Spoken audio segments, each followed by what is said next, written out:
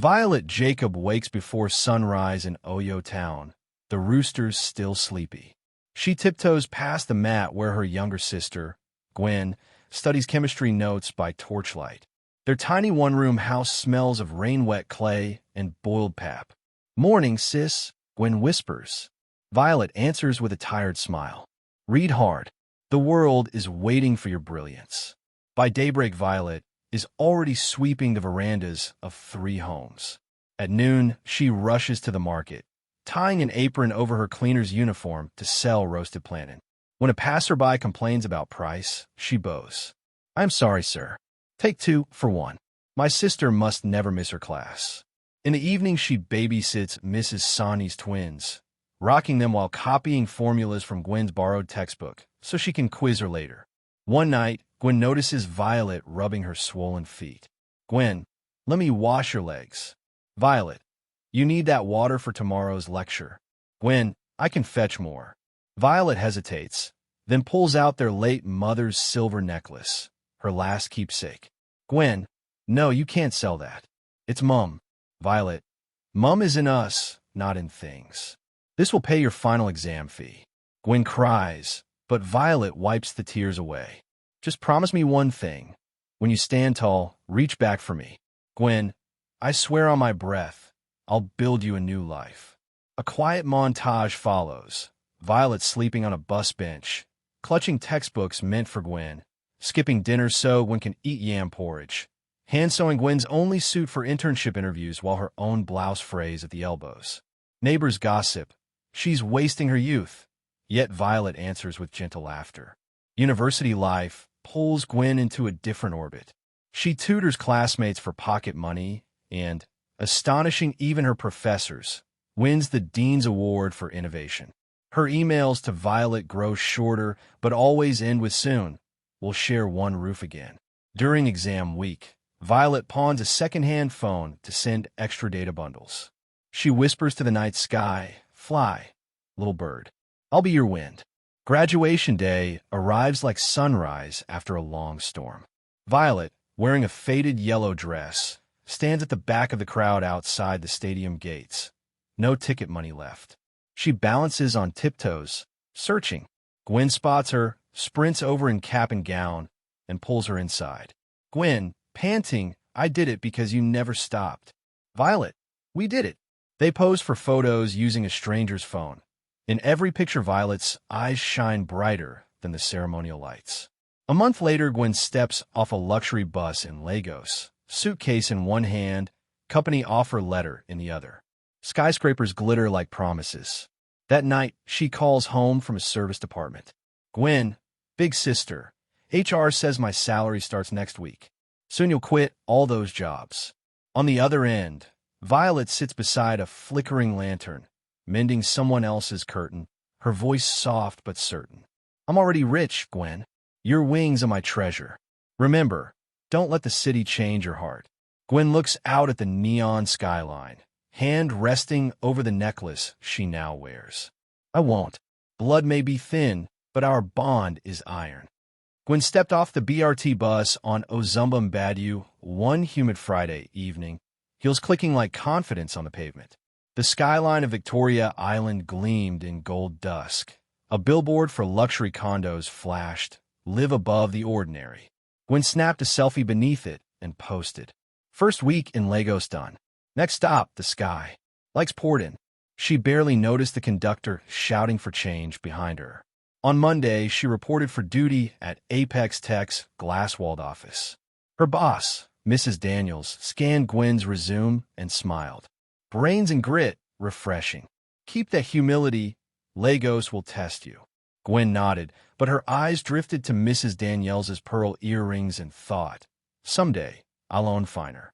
A fortnight later, Gwen's first salary landed, 6 figures.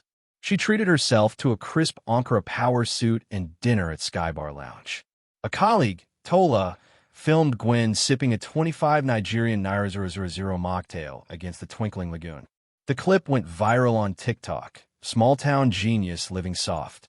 Violet saw it on a neighbor's phone in Oyo, heart swelling with pride. That weekend, Tola invited Gwen to a yacht party hosted by a crypto influencer. Gwen hesitated. Boat parties are for billionaires. Yet curiosity won. On board, she breathed in diesel-tinged sea air and dazzling laughter. Designer perfumes mingled with the scent of grilled prawns. Cameras flashed. Everyone seemed famous or scheming to be. Amid the sparkle stood Dominic Lewis, tailored linen shirt, Rolex peaking, smile practiced but magnetic. He raised a flute of champagne. To fresh faces, he toasted, eyes locked on Gwen. She flushed. Later, on the upper deck, Dominic said, "You're different. Not like these Lagos trust fund kids." Gwen chuckled. "Because I'm from Oyo and my father sold cocoa on the roadside?" "Because," he replied, brushing a stray braid from her cheek, "you still see stars when others see price tags." Hours melted into sunrise. Dominic spoke of his blockchain health tech startup valued at 8 figures, of angel investors in Dubai, of a villa in Banana Island he hardly used because work is my true luxury. Gwen, dazzled, believed every syllable. 1 month later, Gwen's social feed transformed into a gallery of privilege. Silk gowns at fashion galas, rooftop dinners where the bill equaled Violet's yearly earnings, boomerangs of burgundy wine swirling in crystal. In Oyo, Violet saved screenshots the way others save family photos. She replied with voice notes of gratitude. "I'm happy you're living your dream, little bird." Dominic scrolled through Gwen's messages one evening at his penthouse. "You still talk to her every day?" "She's my sister." Gwen laughed, but Dominic's jaw tightened. Successful people trim dead branches.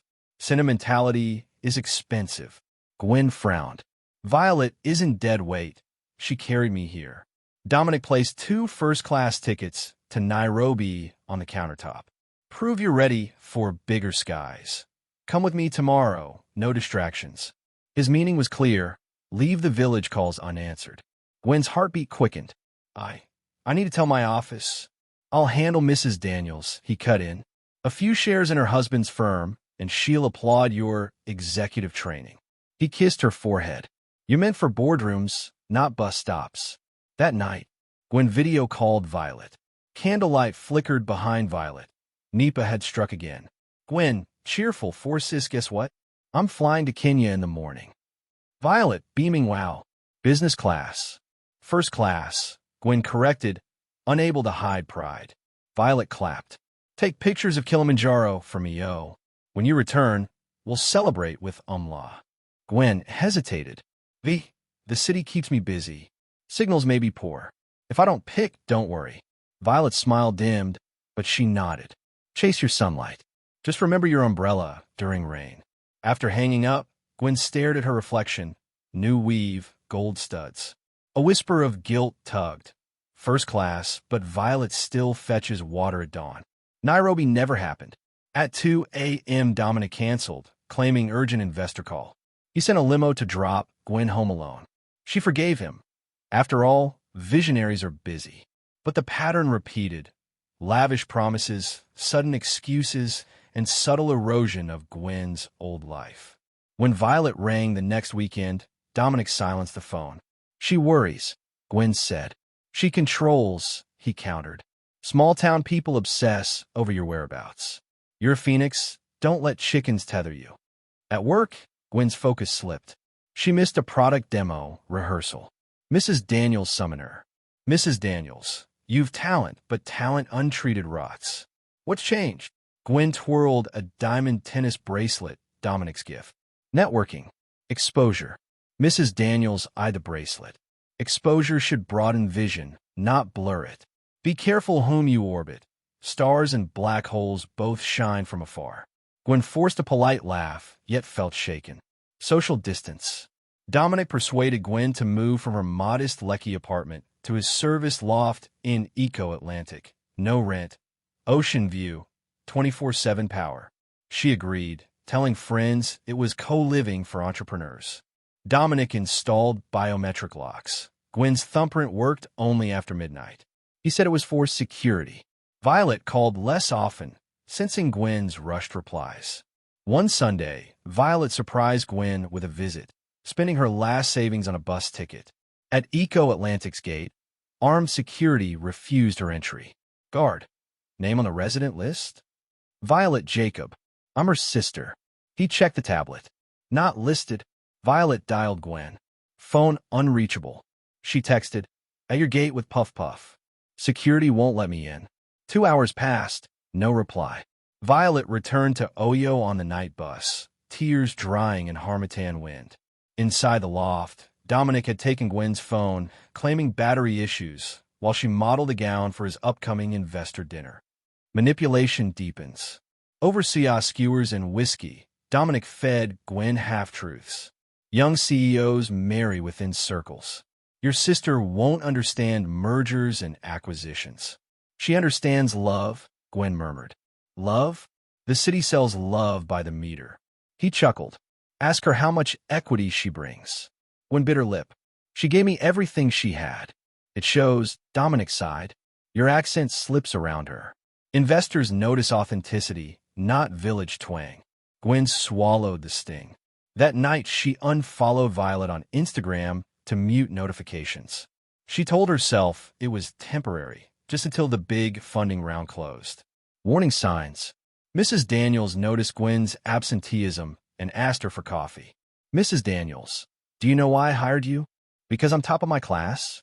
Because you solve a logistics algorithm in 6 minutes and then thank the janitor who handed you the marker. Compassion plus brilliance is rare. Lately, I see the brilliance fading and the compassion evaporating. She slid a folded newspaper across the table. Headline, Serial Tech Hustler Strikes Again. Dominic Lewis wanted in Ghana for fraud. Gwen's spoon clattered. That can't be him, Gwen whispered, fingers trembling. Verify yourself, Mrs. Daniels said quietly. Truth doesn't fear scrutiny. Private confrontation. That evening, Gwen confronted Dominic, article in hand. Gwen, is any of this true? Dominic's smile cooled. Jealous rivals publish nonsense. You doubt me. I just need clarity. He stepped closer, voice a serrated whisper. Clarity? Or an excuse to run back to your roadside sister? Gwen's breath caught. He continued. Remember the necklace you always wear? Pawn shops here pay nothing for village silver. I drape you in diamonds. Tears welled. Violet sold that necklace to educate me. Dominic scoffed. Send him in again. Choose. Legacy of greatness with me, or mediocrity with her. Gwen broke, whispering, I choose myself. But her voice didn't sound convincing, even to her. Silence false. Days passed. Gwen neither called Violet nor answered Mrs. Daniels' emails. Dominic canceled her company ID, said freelancing paid better. He promised equity in his soon-to-list startup but produced no paperwork. Her world shrank to designer walls and curated selfies, each smile more hollow than the last. One rainy dawn, Gwen opened her gallery to post another yacht memory. A notification from Violet appeared, an old audio message she'd never played. Little bird, even eagles rest on trees sometimes. If the wind hurts your wings, come home. My mat is still next to yours. Gwen's chest tightened. Outside, ocean waves crashed unseen against concrete barriers. For the first time since arriving in Lagos, she felt cold. She whispered to the empty penthouse, Sis, I think I'm falling. But Dominic's footsteps echoed from the hallway, and the penthouse door clicked shut behind him. Violet Jacob sat on an upside-down paint bucket outside Mrs. Sonny's house, her ancient phone pressed to one ear. Ring, ring, voicemail. She tried again. Nothing. For 7 days straight, she had called Gwen at dawn, at lunch, and at midnight. Each time the same recorded message. The subscriber you are calling is unavailable. Her chest felt like a squeezed orange. Maybe her battery died, she told herself, yet worry gnawed like termites inside would. On the 8th morning, Violet made a decision. She packed one faded wrapper, a spare blouse, and the tiny envelope of coins she had been saving for roof repairs. She wrote a note for Mrs. Sonny. Back in 2 days. Please give A.O. his medicine at 6. Then walked to the motor park. The trip from Oyo to Lagos took 5 sweltering hours. Violet stared out the cracked window, farms changing to factories, factories to high-rise glass. She rehearsed her words. I just came to hug you. Nothing more. The bus hissed to a stop at Marina. She switched to a Kiki, then a taxi, directions copied from Gwen's last voice note. The mansion, really more a marble palace, rose behind tall green gates in Eco-Atlantic. Palm trees lined a driveway wide enough for 2 lorries. Security guards in crisp navy uniforms watched as Violet approached, dust on her sandals. "Guard 1 board, yes, madam." "Delivery." "Violet." "No, sir. I'm here to see my sister, Gwen Jacob. She lives inside." He tapped a tablet. "Name not on approved visitor list." Violet swallowed. "Please call her. She may have forgotten to add me." The guard smirked. "People forget small money, not visitor lists." Inside the mansion, Gwen lounged on a velvet chaise, scrolling through filtered selfies. Dominic Lewis paced nearby, phone to ear, discussing seed funding. When Gwen's intercom buzzed, she pressed speaker. "Guard, madam, one lady in cheap Ankara says she's your sister." Dominic raised an eyebrow. "That small-town girl again?" Gwen felt a prickle of shame, but straightened her silk robe. "Tell her I'm busy." Dominic muted his call. "Better. Handle it yourself. Show her the gap between you. Investors admire firm boundaries." Gwen exhaled, slipped her feet into silver stilettos, and headed outside. The gate opened with a metallic groan. Violet's heart leapt, then froze. Gwen stepped out dressed like magazine royalty. Satin dress, diamond earrings, flawless makeup. Her perfume drifted across the hot air, expensive and unfamiliar. Violet, smiling, arms open, "Little bird." "I was afraid." Gwen, expression icy. "Why didn't you call first?" "I did. Many times. Number unreachable." Gwen glanced at Violet's thrift store bag. "Look at your clothes. You don't belong here." Violet blinked. "Clothes? I only came to check on you." "Put that effort to check on yourself. You look horrible," Gwen said. Violet in shock. "Why are you being so rude to me, even though all I ever did was try to help you?" Gwen's voice grew sharper. "If you really helped me, why are you still poor? Seems your sacrifice wasn't that valuable." The words hit like a slap. Violet's mouth opened, closed.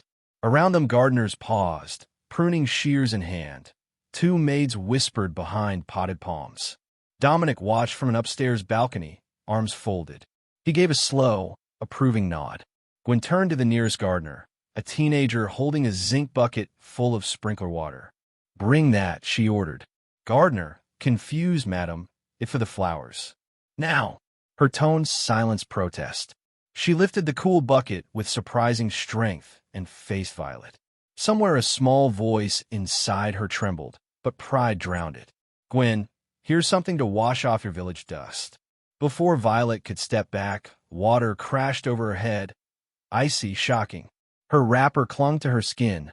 Shoes squelched. Gasps rippled through staff.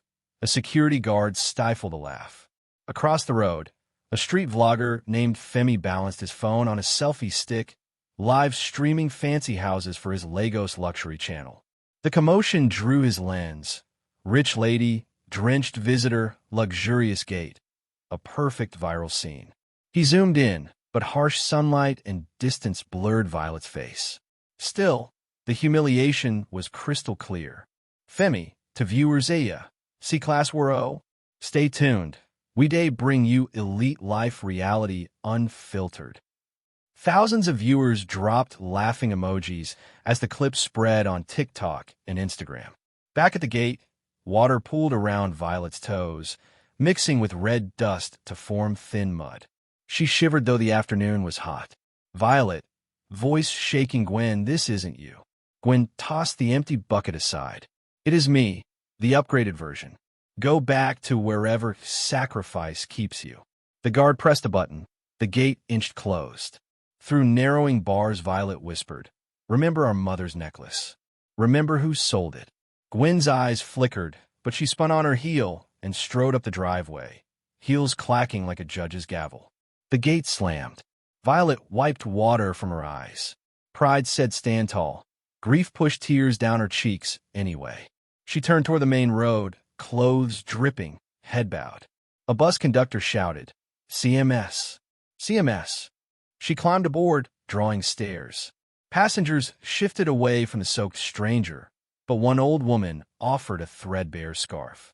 Violet wrapped it around her shoulders and whispered, "Thank you."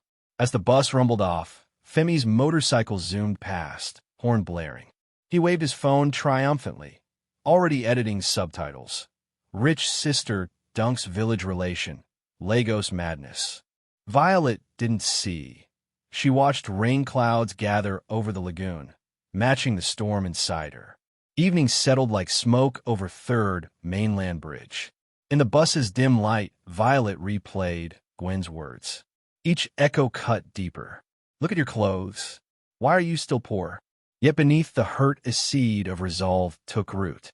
"I raised her once. I will not let the world break her, or me, forever." Rain finally poured, masking the last of Violet's tears. But somewhere in cyberspace, a blurry video was already racing toward millions of screens, sowing seeds of outrage and curiosity that neither sister could yet imagine. Morning light streamed through 30-foot windows of the Eco-Atlantic loft, but Gwen's world was already twilight. Dominic had left before dawn. No goodbye kiss, no text. Only a note on the Marble Island. Investor breakfast in Abuja. "Back tonight. Love you." She trusted him. After all, he now handled her pesky money admin, as he called it. 2 weeks earlier, he had stroked her hair while opening her banking app. "Dominic, these new compliance rules are crazy. Let me link my email so I can flag anything fishy." All top couples merge finances. Gwen, drowsy with champagne. "If it keeps scammers away, sure." She typed her passcode. He smiled, wolfish but hidden behind perfect teeth. That same night, he handed her a glittering black card. "Dominic, unlimited limit, billed to my company. Use it for anything that makes you shine." Gwen felt chosen important. She never noticed him photographing her passport or forwarding copies of her signature to an unlisted number labeled Agent Felix. Now, on this bright Monday, Gwen hummed as she dressed for work. Her phone pinged. Bank alert. Debit 3,200,000 Nigerian nairas. Probably Dominic booking jets, she decided. Airport lounges were his second home. Another ping. Debit 1,850,000 Nigerian nairas. Her brows knitted.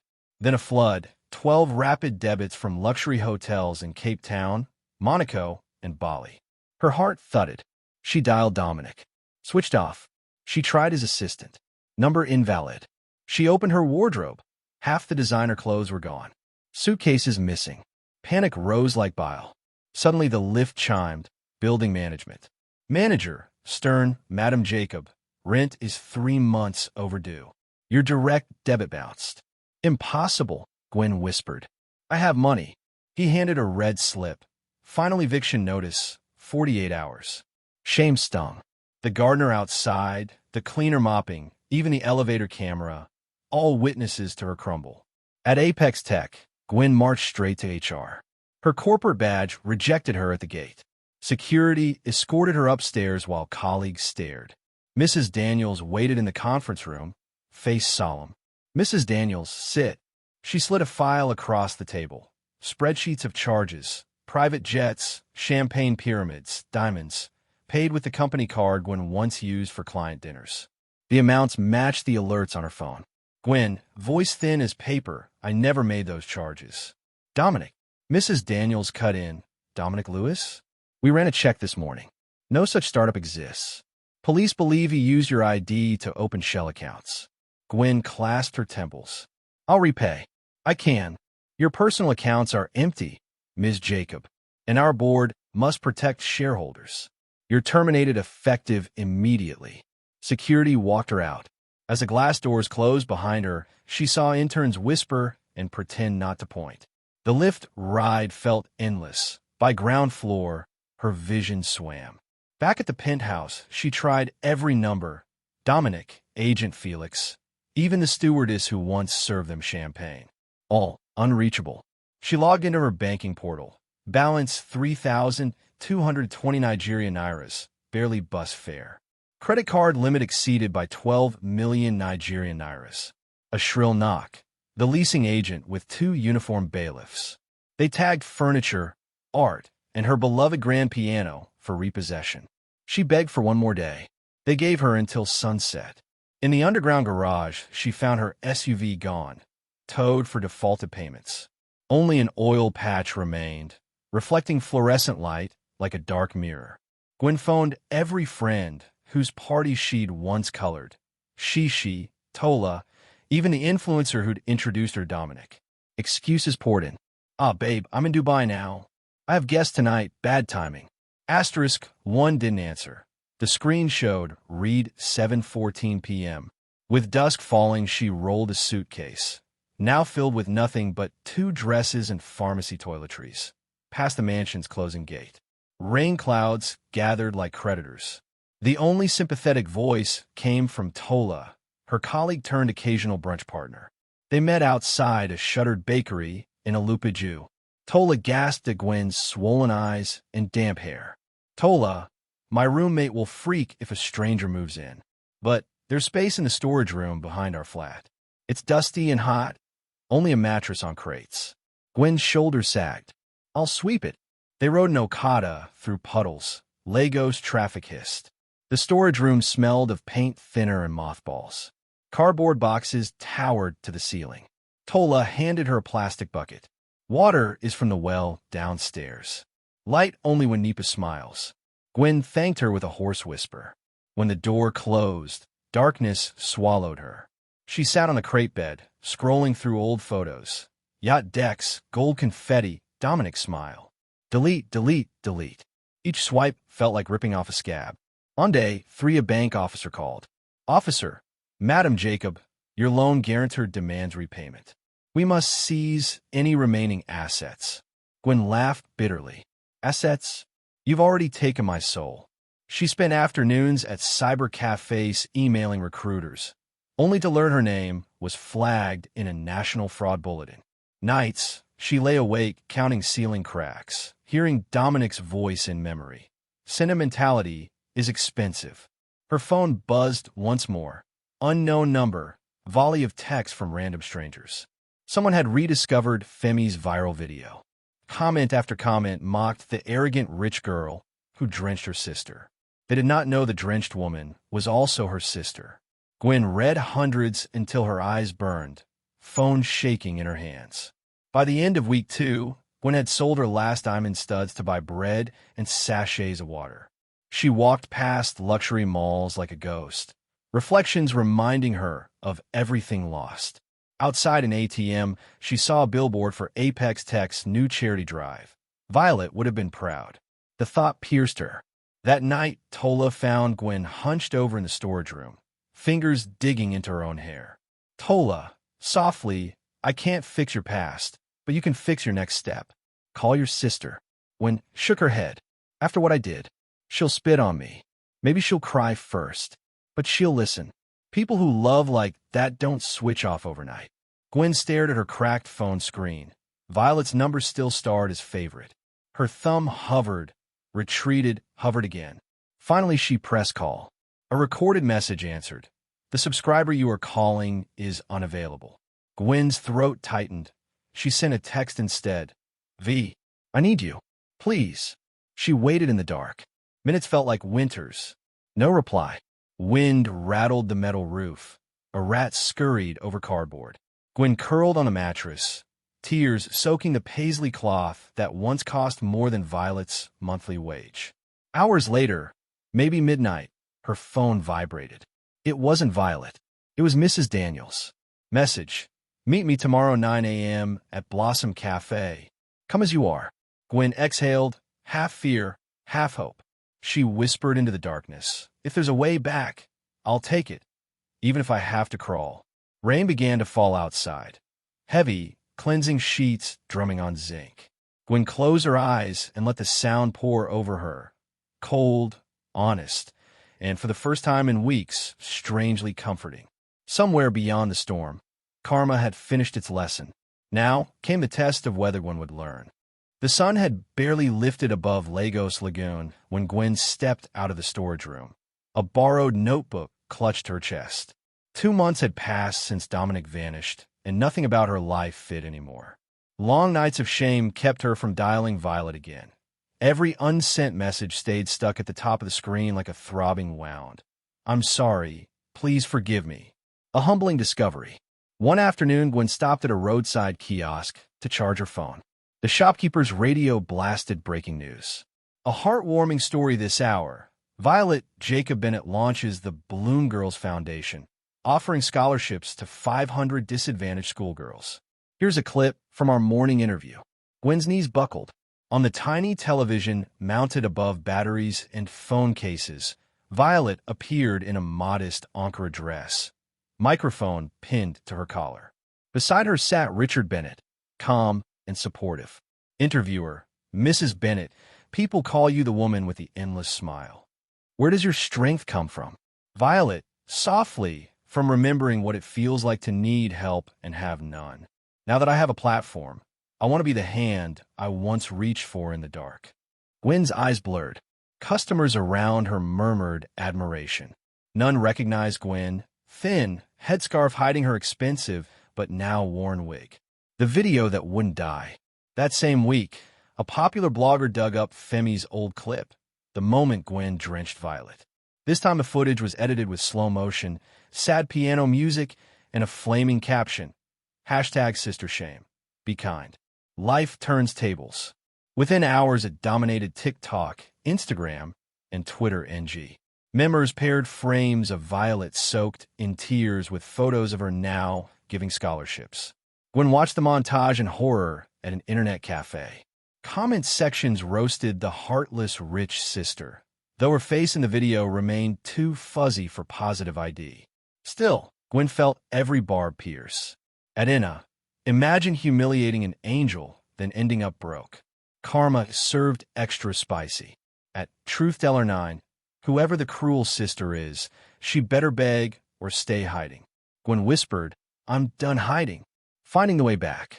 Richard Bennett's company website listed the Balloon Girls Foundation launch gala for Saturday evening at the Civic Center. Tickets sold out, security would be heavy, and Gwen had no invitation. Undeterred, she walked the 3 kilometers from Alupaju to Victoria Island in rum-creased trousers and borrowed flats that pinched her toes. At the gates, volunteers checked passes.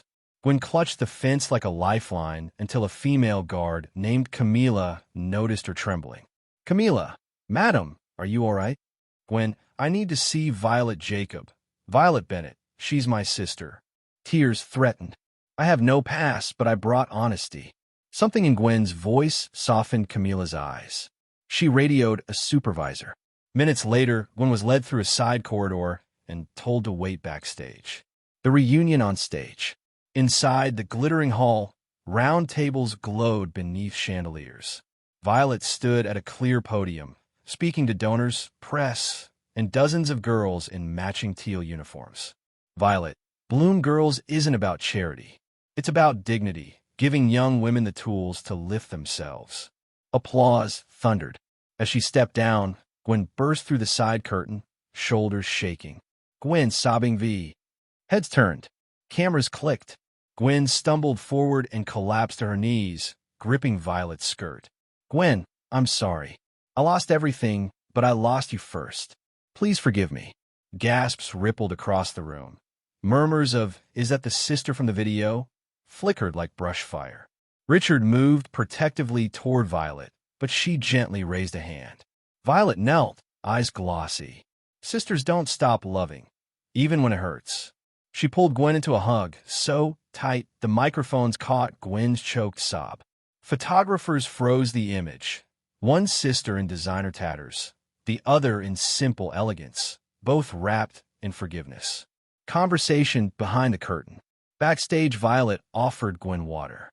Richard joined, placing a reassuring hand on Violet's shoulder. Richard, to Gwen, she's told me everything good about you. I'm Richard. Gwen, voice trembling, you married my sister and saved her. Richard, smiling, she saved herself. I only held the umbrella while she rebuilt. Gwen explained Dominic's scam, losing her job, sleeping beside paint tins. Violet listened without judgment, only squeezing Gwen's fingers when words faltered. Violet, you thought wealth made you worthy, but your heart always had value. Come home. Gwen, home? After what I did. Violet, home is where repentance is welcomed. Richard suggested. Gwen can stay with us until she's steady. Gwen shook her head. Gwen, let me earn my place. Give me a broom, a pen, anything. Just let me help. A fresh start. The next morning, Gwen accompanied Violet to the Foundation's community center in Yaba, a converted warehouse buzzing with volunteers. Gwen wore an oversized Bloom Girls t-shirt and tied her braids back. She found herself sorting donated books, labeling boxes, and tutoring girls in basic coding. The skill that once won her honors before Pride clouded her compass. During lunch break, a teenager named Rookiat asked, Auntie Gwen, you sabi speak big grammar. Why you day volunteer? Gwen laughed softly. Gwen, because I forgot who I was. Helping you helps me remember. Violet watched from across the courtyard, eyes shining. Richard slipped an arm around her. Richard, your foundation just gained its most passionate mentor. Healing in public. A week later, Violet invited Gwen to join her on national breakfast television. Gwen hesitated. What if viewers recognized her as Bucket's sister? Violet, if you hide, shame wins. If you speak, shame melts. On the show, the host flashed the viral video. Audience gasped when Gwen admitted, the cruel sister is me. She told how greed blinded her, how losing everything showed her what truly matters. Host, what was the hardest part of starting over? Gwen, forgiving myself. But Violet's hug helped me begin. The segment trended #BloomGirls on Twitter. Instead of hate, comments brimmed with admiration for accountability. Full circle. Months passed. Gwen balanced part-time consulting with full-time volunteering. She lived in a modest flat near the center, visited Violet's home on weekends, and, on her own insistence, paid rent once she landed small projects. The sisters sometimes walked the Lekki shoreline at dawn, bare feet in the surf. One morning, Gwen handed Violet a beaded bracelet. For selling Mom's necklace, you gave me wings. I hope this reminds you that your sacrifices bloom in others. Violet slipped it on, tears glimmering. Richard later gathered both women under the mango tree behind the center. We've secured funding for regional branches. Gwen, the girls requested you head digital literacy classes. Will you? Gwen laughed. With all my heart. As construction for the new classrooms began, Gwen stood beside a mural where young artists painted violet flowers entwined with blooming vines. 2 stems, 1 root. She touched the brush herself, adding a tiny bird perched atop the highest bloom. Violet joined, whispering, Little bird, you came home. Gwen smiled at the sky. And this time, I'm never flying without you. The camera pulled back, sisters reunited, girls cheering, murals rising. And somewhere in the hum of power tools and hopeful chatter, the moral set like sunrise.